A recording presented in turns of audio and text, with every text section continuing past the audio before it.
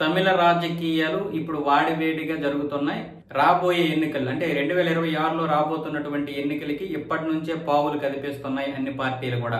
ఇటు BJP, DMK, అన్నా DMK, ఇప్పుడు ఆయన పెట్టాడు కదా సినిమా స్టార్ విజయ్ పెట్టినటువంటి పార్టీ అన్ని కూడా ఇప్పుడు అధికారం కోసం అయితే ఇప్పటి నుంచే పావులు కదుపుతున్నాయి. ఇప్పటి వరకు ఎన్డీఏలో భాగంగా ఉన్నటువంటి పన్నీర్ సెల్వం అయితే ఈ రోజు ఉదయం ముఖ్యమంత్రి స్టాలిన్ తో కలిసి ఈ రోజు సాయంత్రం కల్లా తాను నమ్మిన బంటి అయినటువంటి మాజీ మంత్రి రామచంద్రన్ తోటైతే ఎన్డీఏ నుంచి వైదొలుగుతున్నట్లుగా ఒక ప్రకటన అయితే విడుదల చేశాడు. ఆ సమయంలో ఆయన పక్కనే ఉన్నాడు, పన్నీర్ సెల్వం పక్కనే ఉన్నాడు మీడియాతో మాట్లాడుతున్నప్పుడు. ఎందుకు ఏంటనేది తర్వాత చెబుతాం. ఈ పొత్తు గురించి ఇప్పుడైతే మాట్లాడొద్దు, ఎన్నికలు సమీపిస్తున్న వేళ పొత్తుల గురించి మాట్లాడతాం. ప్రస్తుతానికైతే ఎన్డీఏ నుంచి మేము వైదొలుగుతున్నామని క్లారిటీ ఇచ్చేశారు. అయితే ఇటు స్టాలిన్ తో మాట్లాడటంతో పాటు అటు విజయ్ తో కలుస్తాం భవిష్యత్తులో అనే విధంగా అయితే తెలుస్తోంది. అంటే వాళ్ళు ఆడే మాటల ప్రకారం ఈ విజయ్ పెట్టినటువంటి పార్టీలో కలిసే అవకాశాలు ఉన్నట్లు తెలుస్తోంది. విజయం వచ్చేసి డిఎంకే తో కలిసి ఎలాగైనా సరే ఈ బీజేపీ అన్న డిఎంకే ఈ రెండు పార్టీల నుంచి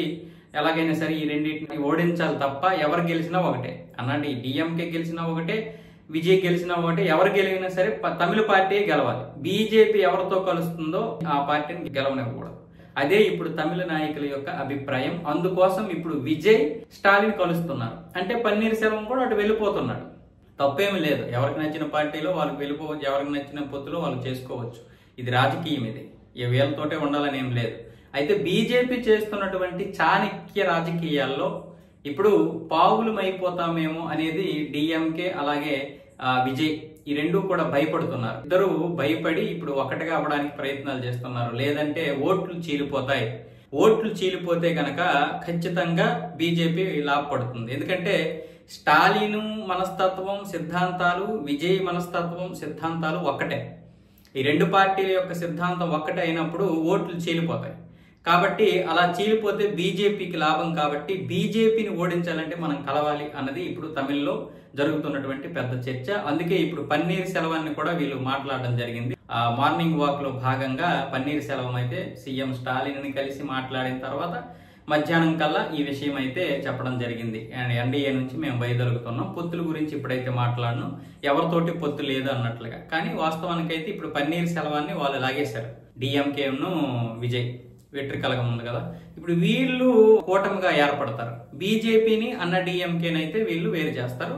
ఖచ్చితంగా అన్న డిఎంకే బలాన్ని తగ్గించడానికి చాలా ప్లాన్లు. నిజానికి అన్న డిఎంకేలో బలమైనటువంటి వర్గం పన్నీర్ సెల్వం. ఎందుకంటే జయలలిత గారు చనిపోయిన తర్వాత ఈయన ముఖ్యమంత్రి అయ్యాడు. అయితే అక్కడ వర్గపోరు వచ్చింది పన్నీర్ సెల్వంకి మరొక వర్గానికి.